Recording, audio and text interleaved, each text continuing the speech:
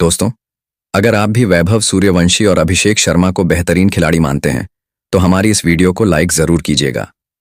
दोस्तों, ओल्ड टैफर्ड के मैदान में जीत के घमंड में चूर इंग्लैंड अब दूसरे T20 मुकाबले में भी जीत का सपना सजाकर उतरी है और गेंद और बल्ले के बीच घमासान से भारतीय खिलाड़ियों ने ऐसा टहलका मचाया कि इंग्लैंड को तो कहीं मुंह दिखाने लायक नहीं छोड़ा है।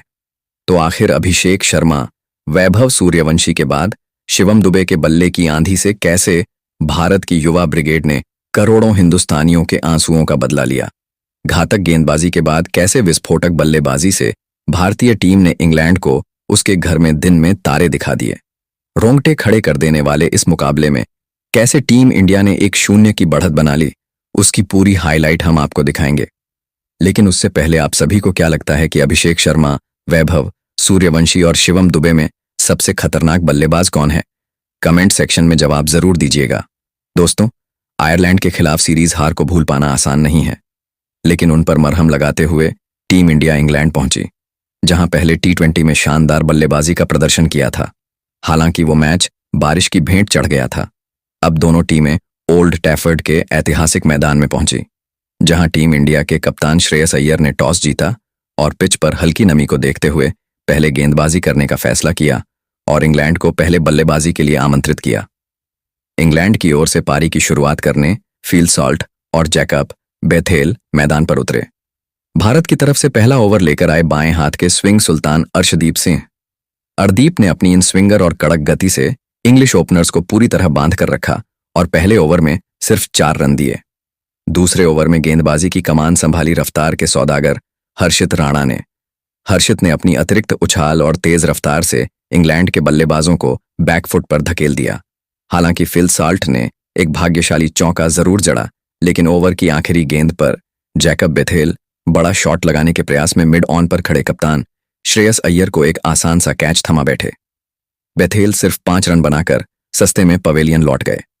जैकब बेथेल के आउट होने के बाद मैदान पर उतरे इंग्लैंड के सबसे खूंखार विकेटकीपर बल्लेबाज जोस बटलर।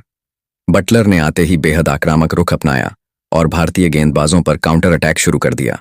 उन्होंने अर्शदीप सिंह के अगले ओवर में पैर निकालकर लगातार 2 कड़क चौके लगाए, जबकि दूसरे छोर पर खड़े फिल सॉल्ट ने हर्षित राणा की गति का इस्तेमाल करते हुए एक शानदार कवर ड्राइव खेला, जो गोली की रफ्तार से बाउंड्री के पार चला गया।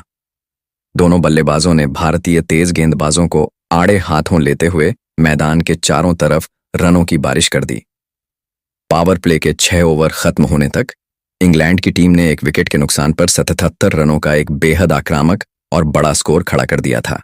7वें ओवर में कप्तान श्रेयस अय्यर ने रनों की इस भयंकर रफ्तार पर ब्रेक लगाने के लिए अपने सबसे भरोसेमंद मिस्ट्री स्पिनर वरुण चक्रवर्ती को गेंद सौंपी। वरुण चक्रवर्ती ने आते ही कमाल कर दिया।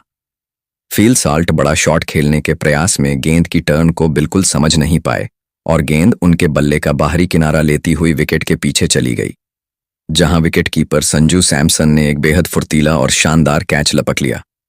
सॉल्ट 18 गेंदों में केवल 22 रन बनाकर आउट हुए।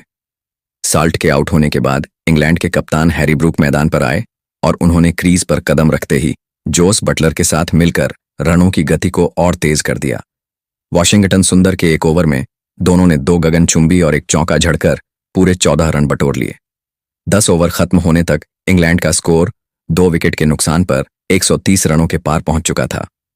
11वें ओवर में आखिरकार भारत को वह बड़ी सफलता मिली जिसका इंतजार हर भारतीय समर्थक को था। शिवम दुबे की एक घातक ऑफ कट्टर गेंद पर जॉस बटलर पूरी तरह चकमा खा गए और डीप मिड विकेट पर बड़ा शॉट खेलने के चक्कर में वहां मुस्तैद खड़े तिलक वर्मा को एक आसान सा कैच दे बैठे।